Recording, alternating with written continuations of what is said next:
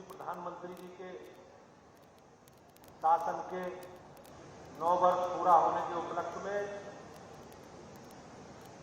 आज भारतीय जनता पार्टी ने जो बड़ा व्यापक जनसंपर्क अभियान तय किया, उस अभियान के तहत फतेहपुर सीकरी लोकसभा में आज की ये जनसभा आयोजित की गई है। हमारे लिए गर्व की बात है कि हमारे देश के यशस्वी रक्षा मंत्री आदरणीय राजनाथ सिंह जी आज यहाँ उपस्थित हैं। भाइयों बहनों, आप सब जानते हैं कि भारतीय जनता पार्टी की सरकार आने के बाद, आदरणीय मोदी जी की सरकार आने के बाद हम लोगों ने, हमारी पार्टी ने जो कमिटमेंट किए थे, हमारी पार्टी ने जो संकल्प पत्र जारी किया था, भाइयों बहनों, हम सब लोगों ने मिलकर हमारी सरकार ने उसे पूरा करने का काम किया।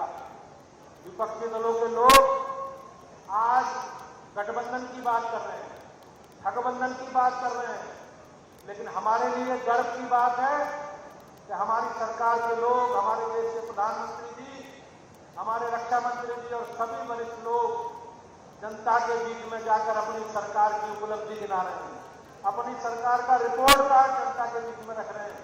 ये हमारे लिए गर्व की बात है। मैं एक बार माननीय रक्षा मंत्री जी की यहाँ उपस्थिति के लिए उनका धन्यवाद करता हूँ और उनका स्वागत करते हुए आप लोगों को विश्वास दिलाता हूँ कि निश्चित रूप से भाजपा ने जो कहा, हमारी पार्टी का जो कमिटमेंट था, हमारी पार्टी ने, हमारी सरकारों ने उसे पूरा किया। मैं एक बार पुनः मंचासीन सभी भारतीय जनता पार्टी के वरिष्ठ पदाधिकारियों का स्वागत करता हूं और एक बार पुनः माननीय रक्षा मंत्री जी का उत्तर प्रदेश पधारने पर भारतीय जनता पार्टी के उत्तर प्रदेश के अध्यक्ष की ओर से उनका स्वागत और अभिनंदन करता हूं और कोई बीच में अवरोध न करते हुए मैं पुनः आप सबका धन्यवाद करते हुए माननीय रक्षा मंत्री जी को आमंत्रित करता हूं कि वो हमारी सरकार का रिपोर्ट कार्ड, जो जो काम सरकार ने किए, आप सबके सम्मुख रखेंगे। माननीय रक्षा मंत्री जी।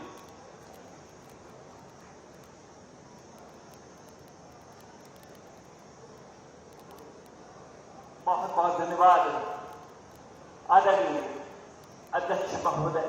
निश्चित तौर पर आपने हमारी जनता को संबोधित किया और आप राजनाथ सिंह जिंदाबाद, राजनाथ सिंह जिंदाबाद।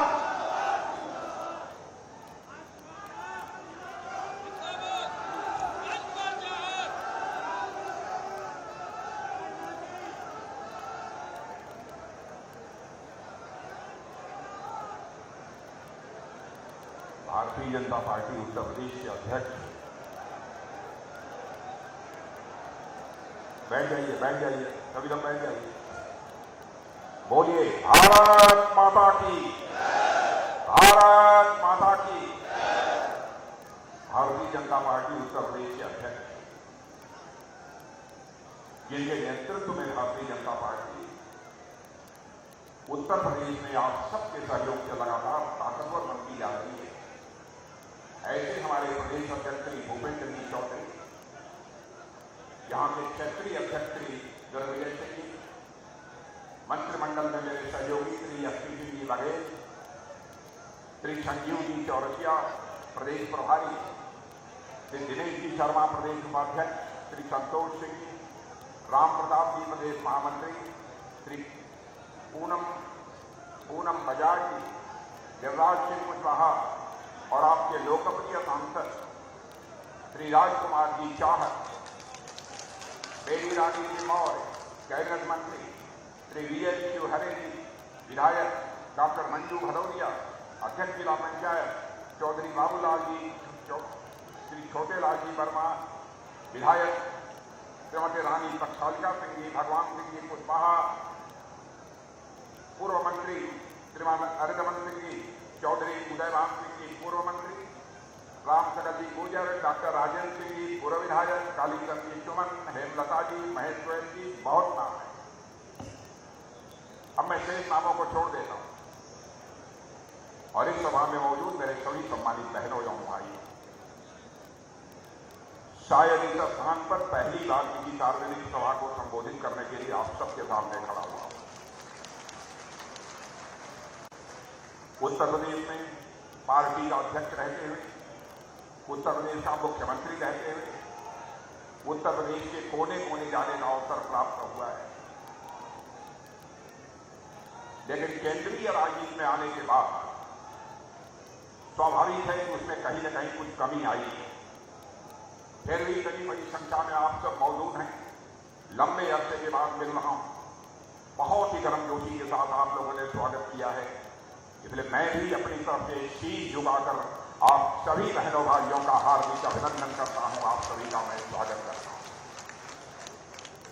बहनों भाइयों, आज के 4-5 दिन पहले रक्षा मंत्रालय में आपके सांसद राजकुमार जी चाहर मुझसे, पहले मेरा यहां आने का कोई कार्यक्रम नहीं था, केवल मेरा कार्यक्रम आगरा शहर में लगा हुआ था। राजकुमार जी ने कहा कि मैं चाहता हूं कि आप हमारे संसदीय निर्वाचन क्षेत्र में आएं।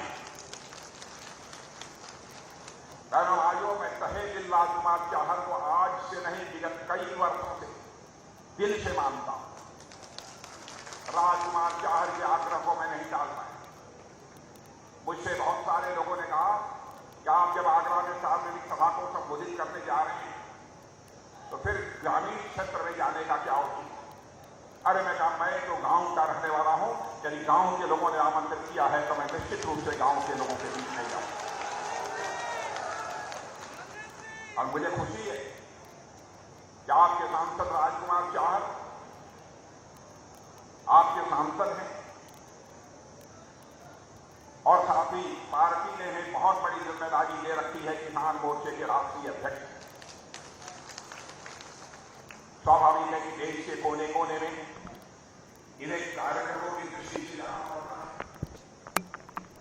फिर भी जितना हो सकता है वो आपके बीच समय, और मैं आपसे कहना चाहता हूं, जो हमारा भाई के जीवन काम हो, हमारा कोई सांसद, हमारे बीच का कोई नेता आगे बढ़ रहा है, यदि उसको अपने क्षेत्र में आने में कोई कमी रह जाए, बहनों भाइयों, उस पर ध्यान नहीं देना चाहिए, बल्कि उसका स्वागत किया जाना चाहिए।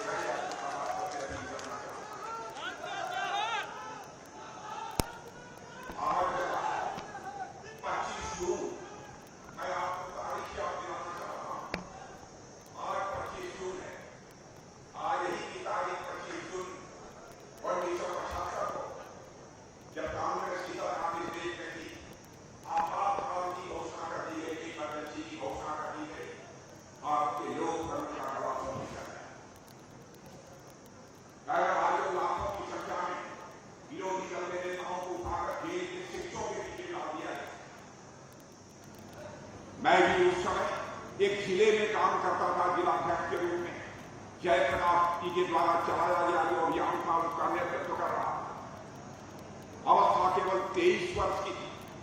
मुझे भी उठाकर जेल के शिक्षकों के पीछे डाल दिया गया और 2-2.5 महीने तक मुझे तन्हाई में रखा गया था, बहनों भाइयों, और 16 महीने लगातार जेल में रखा गया।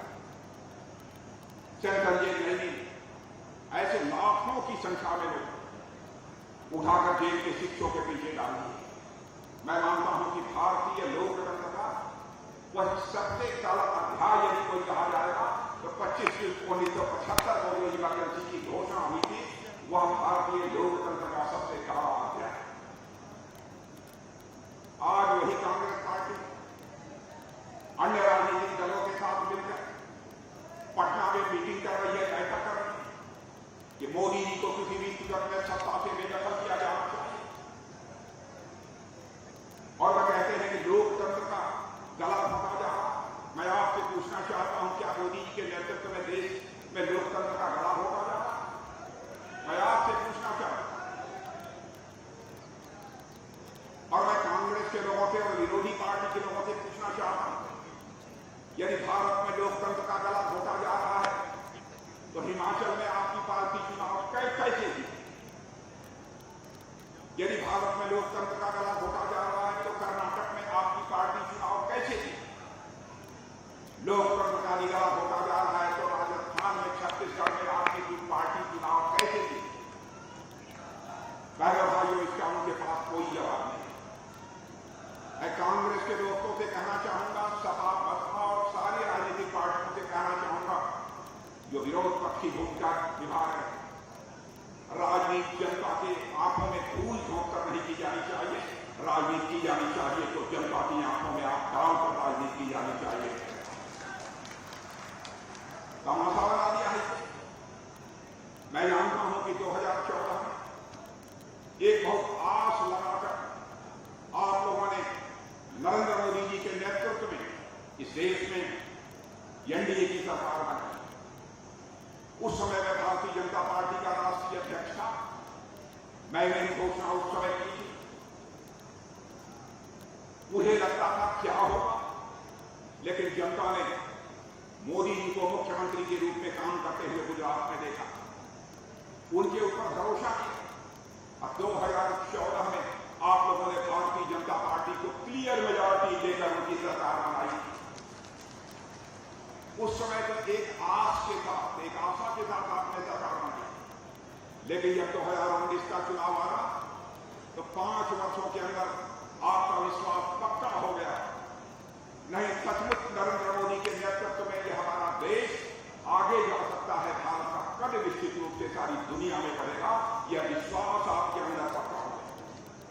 और 2019 में 2014 से भी अधिक सीटों पर विजय दिलाकर आपने मोदी जी के नेतृत्व में भाजपा नेतृत्व की एनडीए सरकार बनाई। और मैं आज दावे के साथ कह सकता हूं, अंतर्राष्ट्रीय जगत में, दुनिया में बहनों भाइयों, भारत का कद बढ़ा। पहले भारत दुनिया के मंचों पर, अंतर्राष्ट्रीय मंचों पर कुछ बोलता था तो दुनिया भारत की बातों को गंभीरतापूर्वक नहीं लेती। भारत को कमजोर देश बोलने दीजिए। लेकिन मेरे बहनों भाइयों, आज भारत के अंतर्राष्ट्रीय मंचों पर कुछ बोलता है तो सारी दुनिया कान खोलकर सुनती है कि भारत बोल क्या रहा है। यह भारत की हैसियत सारी दुनिया में बनी। इस तरीके से भारत का कद ऊंचा हुआ है।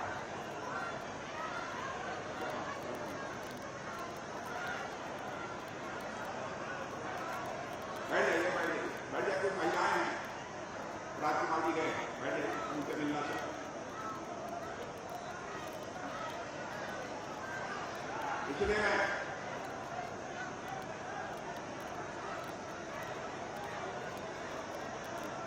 भाइयों, यही मैं आप सबसे अपील कर रहा हूं।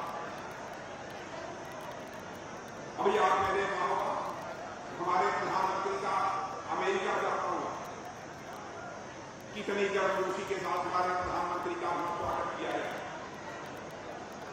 दुनिया के जिन देशों में भी उनका जाना हुआ है, पर कांवड़े बिछाकर दुनिया के हर देश ने उनका स्वागत किया है, अभिनंदन किया है।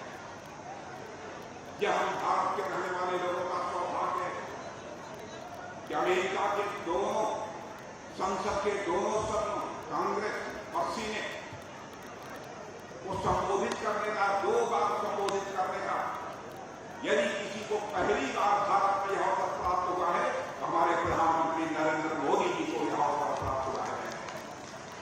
एक बार तो आदरणीय अटल बिहारी वाजपेयी जी, डॉक्टर मनमोहन सिंह जी भी संबोधित कर चुके हैं, लेकिन लगातार 2 बार अमेरिका के संसद के दोनों सदनों को संबोधित करने का अवसर किसी को प्राप्त हुआ है तो नरेंद्र मोदी जी जो आपके प्रधानमंत्री, हमारे प्रधानमंत्री है, पहले भाइयों को प्राप्त। आप ये कभी कल्पना कर सकते हैं, हमारा प्रधानमंत्री यदि दुनिया के देशों में जाता है तो ऑस्ट्रेलिया जैसे देश का प्रधानमंत्री बात कहकर चुका। इतना ही अमेरिका जो दुनिया का सबसे ताकतवर देश माना जाता है, उस अमेरिका का राष्ट्रपति भी कहता है आप ग्लोबली यानी वैश्विक स्तर पर इतने लोकप्रिय हो गए हैं कि आपका ऑटोग्राफ यानी आपका हस्ताक्षर लेने की हमारी दिल की इच्छा हो रही है। मैं समझता हूं किसी भी भारतवासी के लिए इससे बढ़कर गौरव की बात और क्या है। आपने टेलीविजन के पर्दे पर यह भी देखा होगा कि पापुआ न्यू गिनी के प्राइम मिनिस्टर, जब हमारे प्राइम मिनिस्टर जाते हैं तो पैर छूकर वह आशीर्वाद लेता है। बहनों, कि भारत के प्रधानमंत्री का ही सम्मान नहीं है, बल्कि हम सब सारे भारतवासियों का जो सम्मान है वो सारी दुनिया हमारे प्रति व्यक्त कर रही है। यह हमारी कोई छोटी उपलब्धि नहीं है। यह हमारी इससे बड़ी और उपलब्धि क्या हो सकती है? देश के विकास का जहां तक प्रश्न है, आर्थिक मामलों में बहनों भाइयों, हमारा भारत 2014 में जहां पर केवल दुनिया में जितने भी देश आर्थिक जिससे ताकतवर कहे जाते थे, यानी अर्थव्यवस्था का आकार के मामले में हमारा भारत दुनिया में 11वें स्थान पर हुआ करता था 2014 के। लेकिन 9 वर्षों के अंदर ही हमारे प्राइम मिनिस्टर ने करिश्मा करके दिखा दिया, हमारा भारत जो अर्थव्यवस्था के आकार में 11वें स्थान पर हुआ करता था, वह जंप लेकर दुनिया के 5वें स्थान पर पहुंच गया है भाइयों। यह है हमारा, और एक बहुत मानी जानी फर्म है, जो बहुत पढ़े लिखे लोग होंगे उन्हीं को जानकारी होगी, वो फाइनेंशियल फर्म है, वित्तीय मामलों में सारी दुनिया में समीक्षा करती रहती है, मॉर्गन स्टैनली। उस फर्म ने यह कहा है, भारत जिस तरीके से आगे बढ़ रहा है, यदि ऐसे ही भारत आगे बढ़ता था तो 2027 आते आते, यानी आज के ठीक 4 वर्ष पहले, दुनिया की टॉप 3 अर्थव्यवस्थाओं में आकर हमारा यह भारत हो जाएगा। यह है हमारा भारत में भाइयों, कमजोर भारत नहीं था, भारत हमारा दुनिया का ताकतवर देश बन चुका है।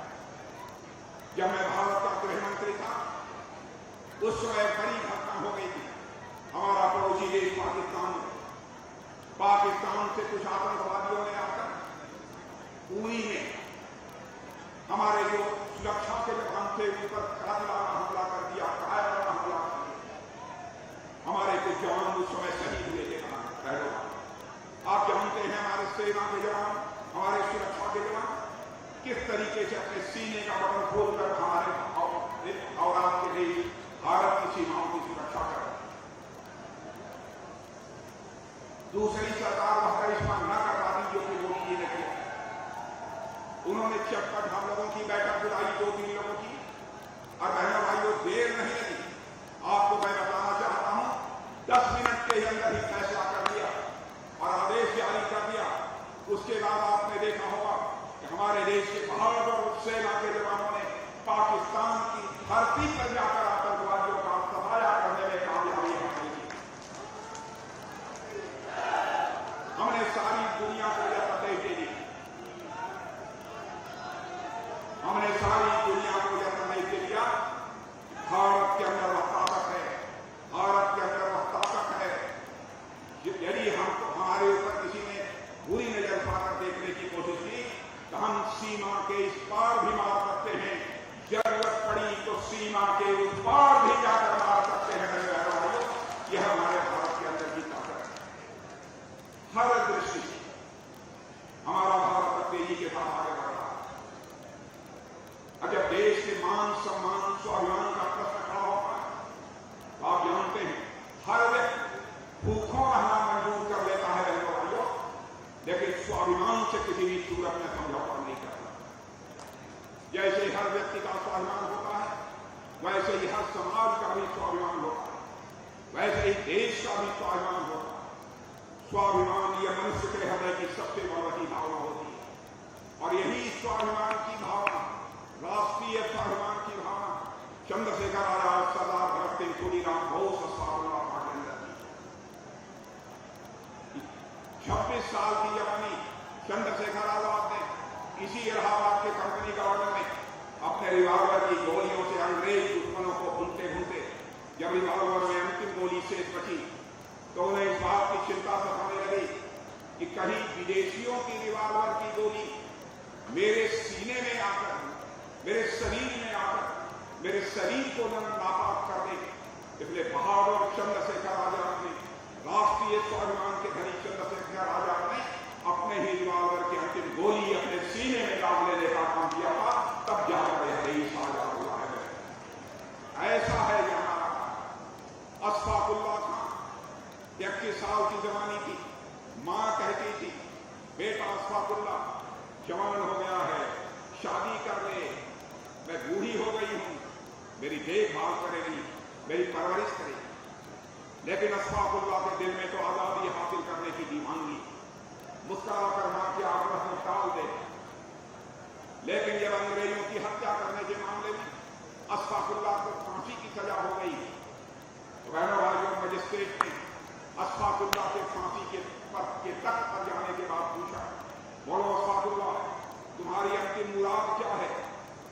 तुम्हारी अंतिम मुराद होगी, यह संदेश तुम्हारी मां तक पहुंचा दिया जाएगा।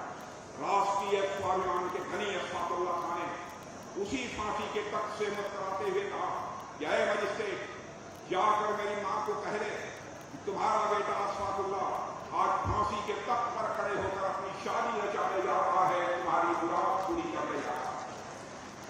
मजिस्ट्रेट ने कहा, क्या अशफाकुल्लाह फांसी के तख्त पर खड़े होते ही तुम पागल हो? कहां है वो लड़की जिस लड़की के साथ तुम फांसी के तख्त पर खड़े होकर अपनी शादी रचाने जा रहे हो? राष्ट्रीय स्वाभिमान के धनी अशफाकुल्लाह खान ने कहा, मेरे बहन भाइयों, मैं पागल नहीं हो गया हूं, मजिस्ट्रेट तुम अंधे हो गए, क्या तुझे दिखाई नहीं देता? मेरी आंखों के सामने जो यह फांसी का फंदा है, यही वो हमारी महबूबा है जिसे आज मैं अपने गले से लगाने जा रहा हूं, जिसके साथ मैं शादी रचाने जा रहा हूं। भाइयों, ऐसे राष्ट्रीय स्वाभिमान के धनी लोगों के कारण ही हमारा यह भारत जाकर आजाद हो गया। हम सबकी जिम्मेदारी बनती है कि भारत को हम सब लोग साथ लेकर, और मैं याद दिलाना चाहूंगा 2014 का जब चुनाव मोदी जी लड़ रहे थे, हम और वो दोनों लेके सार्वजनिक सभा में थे। उन्होंने कहा था, सौगंध मुझे, सौगंध इस देश की मिट्टी की, सौगंध मुझे इस देश की मिट्टी की, देश नहीं मिटने दूंगा, देश नहीं झुकने दूंगा।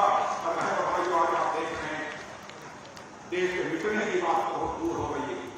दुनिया की कोई ताकत हमारे देश को झुका नहीं है।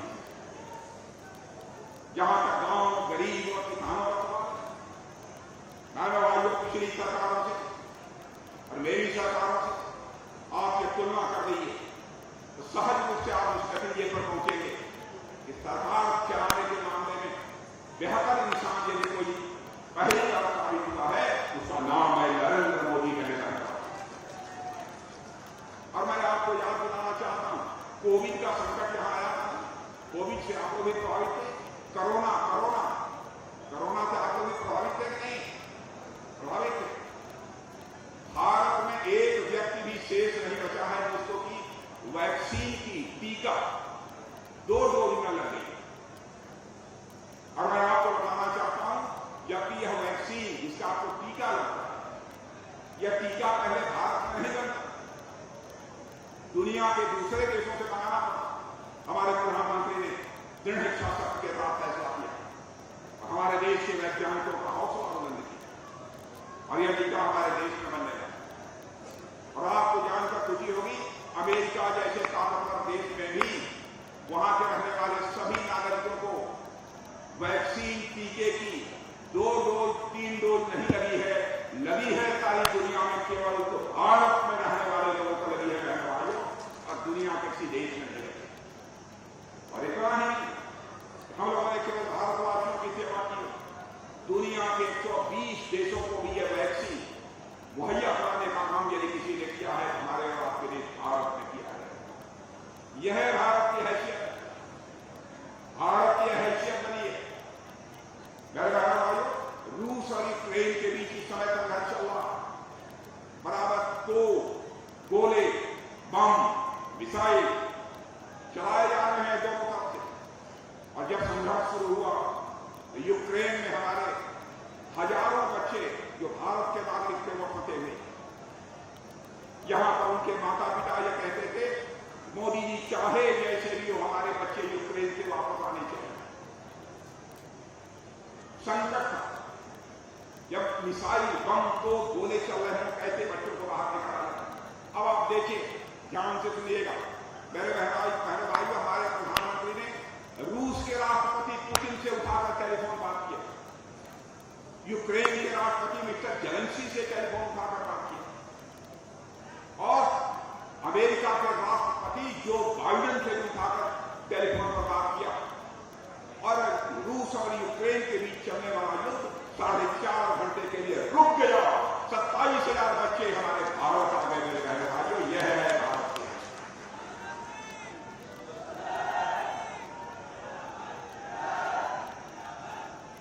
कोरोना के संकट के दौरान भोजन के दावे पड़ गए थे हमारे गरीब भाइयों के परिवार में, कमाई बंद हो गई,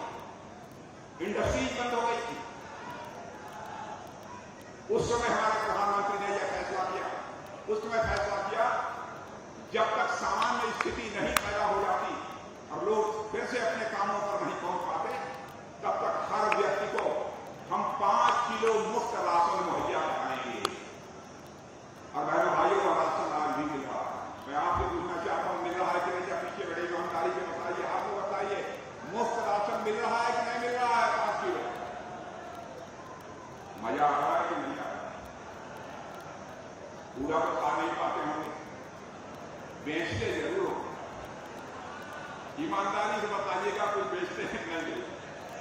अरे ऐसा मैंने देखा है कि परिवार में जहां पर प्रौढ़ यदि 3, 4, 5 लोग हैं तो वो अपना 25 किलो मिल रहा है, 25 किलो मिल रहा है, सबको खा नहीं पाएंगे तो बेचिए।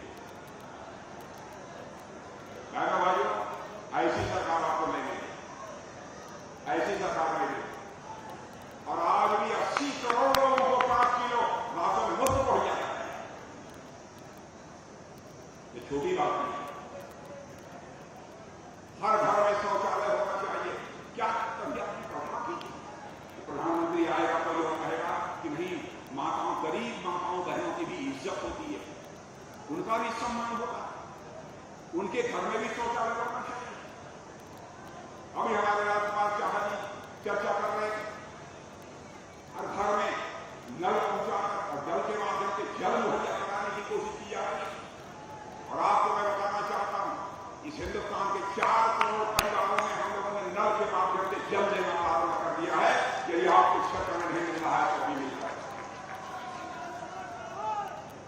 मेरे बहनों भाइयों, यानी इन सब सारी चीजों की चर्चा करूंगा तो बहुत लंबा समय लगेगा, क्योंकि हमारे आगे भी सार्वजनिक सभा है। मैं यही आप सबसे कहना चाहूंगा, हमारे केंद्र की सरकार, हमारे प्रदेश की सरकार योगी आदित्यनाथ जी के नेतृत्व में हमारे उत्तर प्रदेश की सरकार, यह जो मोदी जी के मार्गदर्शन में योगी जी की सरकार बहुत अच्छी तरह काम कर रही है। कानून और व्यवस्था के हालात का प्रश्न जहां तक है, कम से कम आप लोग संतुष्ट होंगे कि कोई भी गुंडा और बदमाश किसी शरीफ को आंख दिखाने की जरूरत नहीं कर सकता है। कम से कम उत्तर प्रदेश में ऐसे हालात तो पैदा हो। और जब किसी राज्य का व देश का विकास करना चाहते हैं, जब तक कानून और व्यवस्था चुस्त दुरुस्त नहीं होगी भाइयों, तब तक राज्य का क्षेत्र का विकास नहीं किया जाता। यहां तक 13 एक्सप्रेस हाईवे उत्तर प्रदेश में बनते, हिंदुस्तान के किसी भी राज्य में नहीं। हमारे प्रधानमंत्री मोदी जी के नेतृत्व में यहां के मुख्यमंत्री योगी आदित्यनाथ जी ने बहुत ही सराहनीय काम किया। जितने भी सराहना की जा रहा है, इसीलिए हम लोग कहते हैं डबल इंजन की सरकार, केंद्र में भी हमारी सरकार आपने बनाई है, तो प्रदेश में भी हमारी सरकार। इसीलिए हम उस समय जब 2022 का चुनाव हो रहा था तो आप सबके वोट मांगे, क्योंकि मान लीजिए एक इंजन की यदि कोई सरकार है और एक जगह फेल हो गई तो फिर राज्य में फेल नहीं होगा, राज्य में फेल हो गई तो फिर केंद्र काम नहीं कर पाएगा। अब डबल इंजन की सरकार रहेगी तब उसे फेल होने की कोई संभावना नहीं है और तेजी के साथ देश का भी विकास होगा और देश का भी विकास, हमारा देश और प्रदेश तेजी के साथ आगे बढ़ेगा। ये मेरे कहना भाइयों, इस अवसर पर इससे ज्यादा कुछ मैं कहते हुए आप लोगों ने धैर्यपूर्वक हमारी बातों को सुना है, इसके लिए मैं धन्यवाद देता हूं। और एक बार पुनः आप सभी के समक्ष अपना शीश झुकाकर